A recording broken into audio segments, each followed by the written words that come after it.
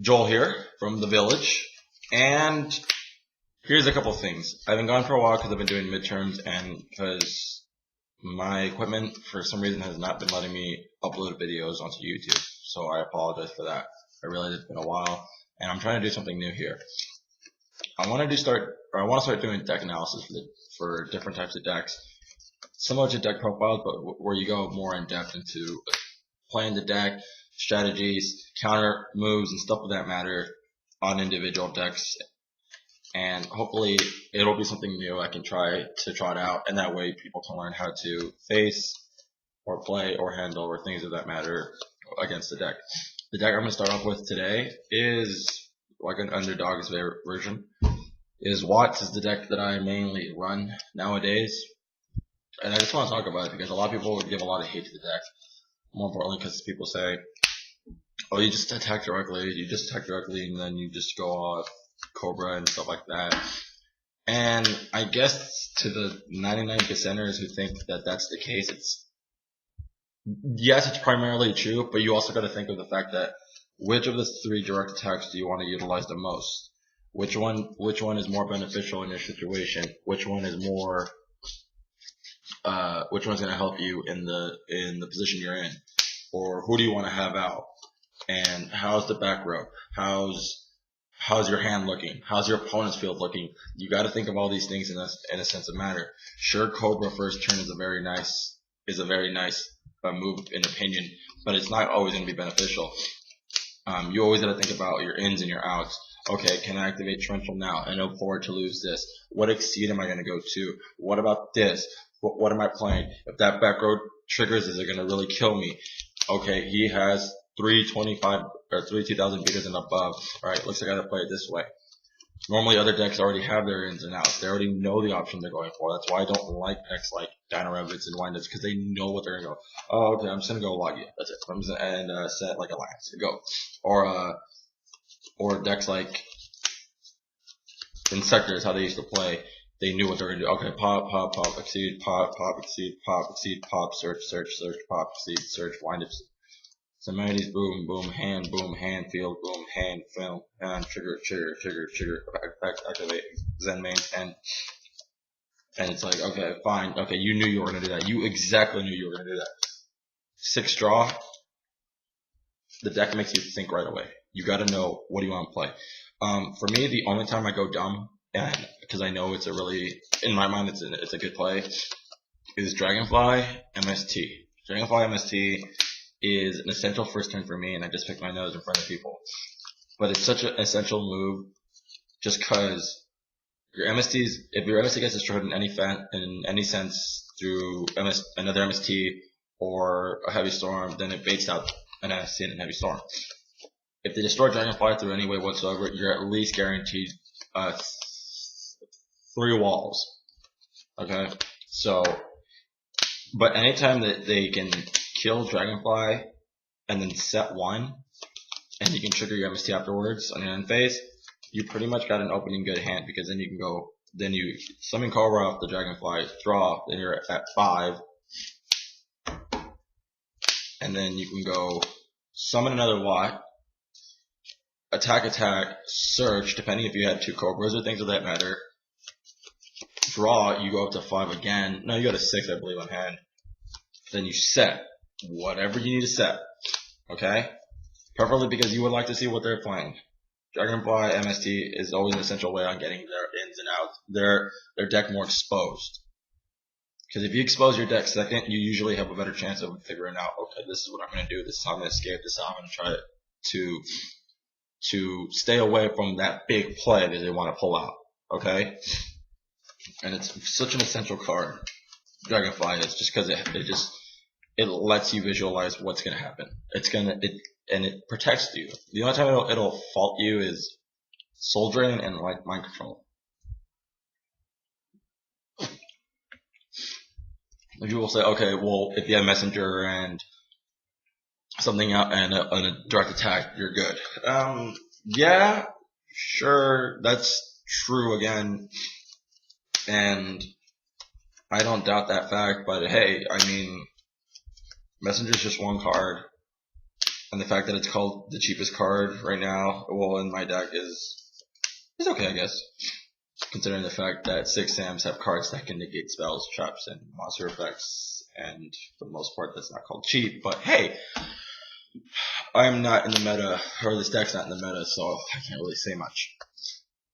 Again, when Dragonfly is destroyed, it's always essential to figure out which one of the 3 cards you would want to bring out. If there's not much of a defense, then Cobra is essential. Watt Pheasant, if you have a means to get another attack through that is not one of these cards. And then Giraffe is usually the card I bring out for 6 Sam matchups, just because 6 Sams really don't set up much backfield other than probably like Warnings and Makatamas. I could be mistaken. And so Giraffe is such a big key main phase 2 card, just because you can go Giraffe, attack, and then you can activate Dark Hole, Compulse, whatever you need to, and then tell them to go shut their face because they can't activate spells and traps. But I mean, you can go Pheasant and then attack, and then say if you have something like a Stardust or an Exceed or something that can get past the one monster that you just passed through with Pheasant, then you just allowed yourself bigger field, and hopefully the attack should have been close to game or his game itself. I mean, Cobra's just one big hand control. Other cards that people tech into the deck that are really, really essential is Avarice. Avarice is really essential because you bring back your Dragonflies. Not necessarily essential. It's essential in the fact that you want to recycle your Dragonflies. This is one card that I key in only because people say that they're not. Though most people say that it's useless. I love Gores just because this is also one of those things in which MST Dragonfly again works again. MST Dragonfly Gores first hand is also another thing that will help. Is probably like the 3rd best thing I can hope for, because they MST, then they mind control Giraffe, and then they attack, and then you go Gores, and from there on out you pretty much can sit on just that Gores or whatever else you need to. There's a lot of other cards in the deck. Dark Bribe's a good card. Just because especially if your Cobra's going through and getting their attack through, you can, sure they +1, but you're at the same time +1 through Cobra. Compulse, obviously you need your messengers. Honest is such an essential card too as well. It needs Honest just because you want to protect yourself. And then there's other cards in here that you can use as well. I still run Dualities and Shards. And then, this one, personally for me, it's the Thunder version of Salvage, is recycling batteries, return 2 15 level lower Thunders, and that's just a good card. Also, another thing is, people say that Watts really don't exceed. Okay, that's not really true as much as I mentioned in my first comments on everything else and being very true. You can go into Exceeds. Utopia is an obvious one. My Stroke is my favorite though. My Stroke can win me the games. It jumps over shit like Xian and other synchros or Exceeds that are just buggy or stupid. It gets over Utopia. It can get over. It just gets over cards that will hurt me, that have very unique face-up effects and things of that matter. Like, those are the cards I need to stop. And My Stroke really helps with me with that. I don't go into Gem Knight Pearl, and I only go into Butterfly for like Spirit Reapers and Marshmallows if I know they're playing Burn. Though that hasn't happened as much as I would think. Decks that this has trouble against: Heroes, Dark Worlds. That's it. Everything else it has a decent matchup with. Just because of the fact that Dark Worlds can consume a lot of hand and can pop off a lot of stuff that I need on the field, or some stuff will just be useless. It's hurtful and it'll limit my field, and then expend theirs. And then Heroes just have answers. They have their Sparks, their Super Polys, and everything like that. So that's a big minus. Decks that this does really good against: Dino Rabbits, just because of the side. But also the side's a very important thing. What do you want to side? Is your side going to help you? Is it going to hurt you? Is it going to obviously it's going to help you, but is it going to hurt you in the terms that, oh man, I got this field going on, and then you draw and you're like, oh shit, this is that side card, and now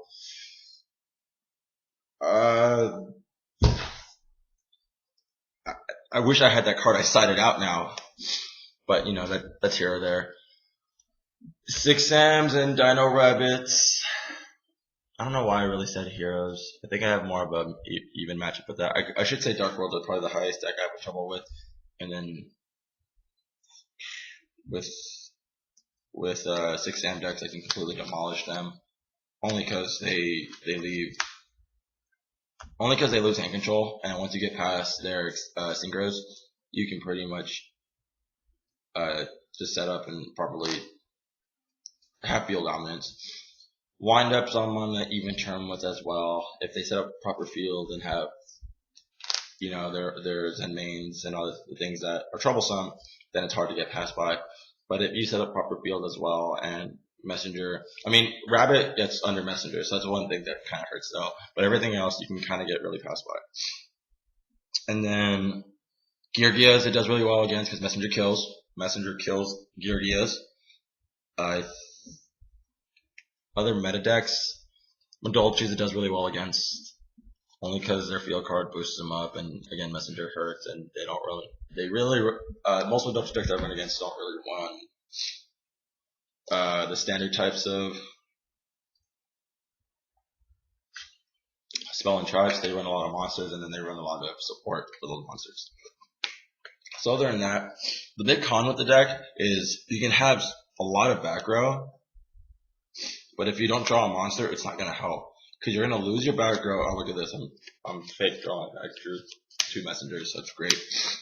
You can draw, but if you don't get any monsters, all that backfield's going to go to waste. And then by the time you draw a monster, it's going to be like, well, fuck. I mean, I have nothing left to support myself, to continue on. I can get this one play through, but I have nothing to protect me with. So you want to try to draw a monster as fast as you can, whether it be a Dragonfly, whether it be any of the lots.